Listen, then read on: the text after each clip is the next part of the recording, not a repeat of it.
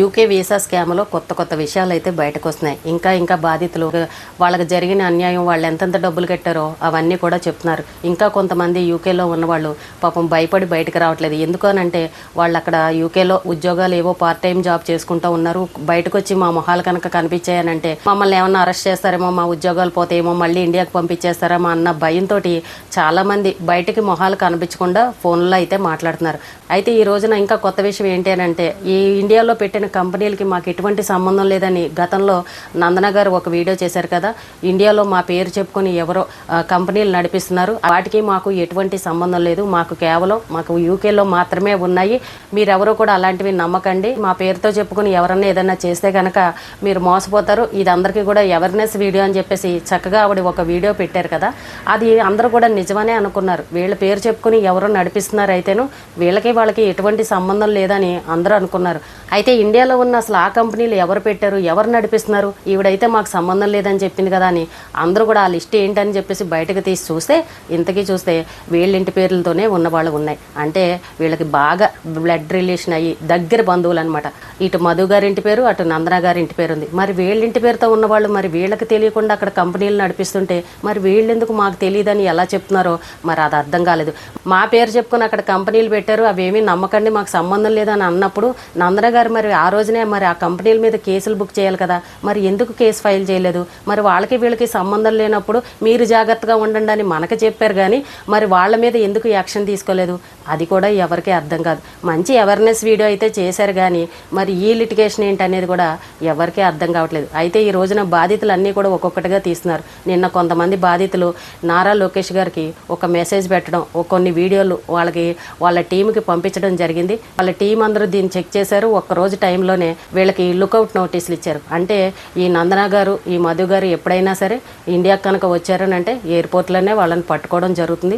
అసలు ఏంటి కథ అనేది విచారించడం జరుగుతుంది. చాలామంది బాధితులు ఏంటంటే భయపడుతున్నారు బయటకు రావడానికి. మేము దొడ్డిదారిలో వెళ్ళామని, ఏదో మేము అక్రమంగా వెళ్ళామని చెప్పేసి అందరూ అంటున్నారు. బయటకు వచ్చి చెప్పుకుంటే మా పరువు ఎక్కడ పోతుందో, మమ్మల్ని ఎక్కడ అరెస్ట్ చేస్తారో అన్న భయానికి చాలామంది బాధితులు బయటకు రావట్లేదు. చూసారా ఎంత స్పీడ్గా కేసు నడుస్తుందో. కాబట్టి బాధితులు ఇంకా ఎవరైనా ఉంటే కనుక నారా లోకేష్ గారికి రిపోర్ట్ చేయండి.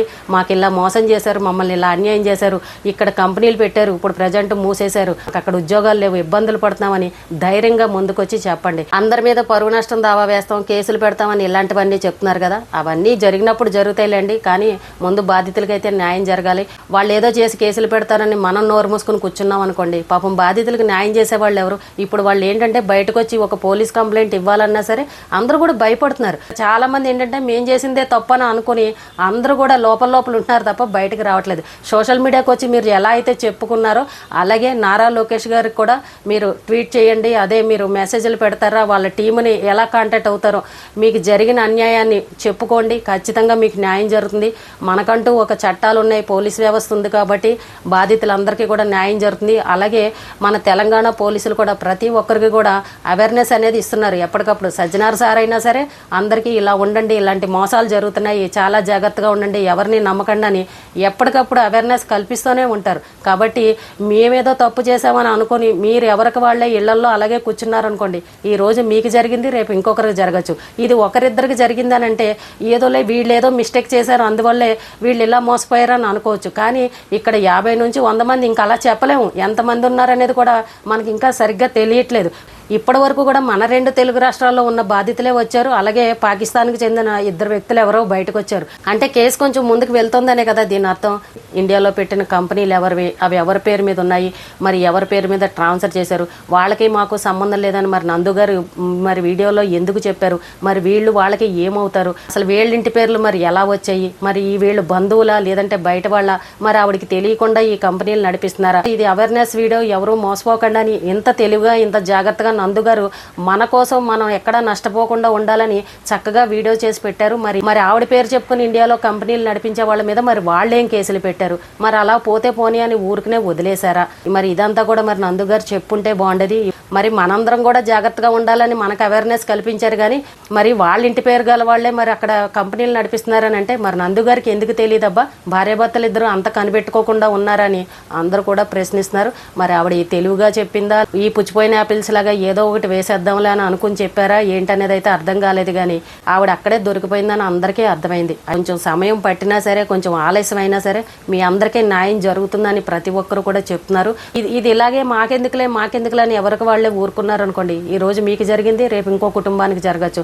అప్పులు చేసి పాపం పేరెంట్స్ అవి ఇవి తాకట్లు పెట్టుకుని అమ్ముకొని పిల్లల్ని విదేశాలు పంపిద్దామని ఇలాంటి వాళ్ళ చేతిలో పడి మోసపోతుంటే ఎంతమంది అని ఎంతకాలం అని ఊరుకుంటారండి.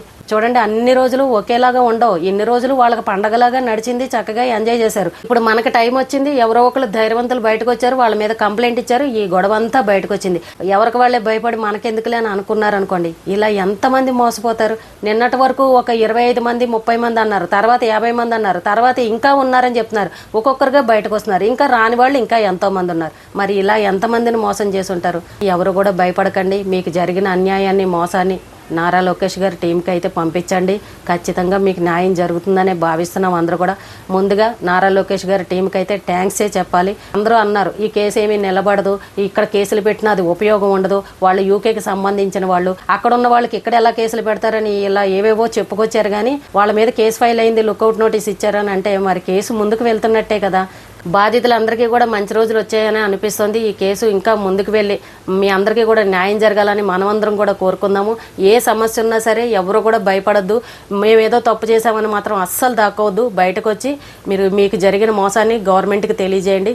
మీకు ఖచ్చితంగా న్యాయం చేస్తారు. ఈ రోజుకి ఇదేనండి. రేపు మళ్ళీ మరొక మంచి విషయంతో మళ్ళీ కలుద్దాం.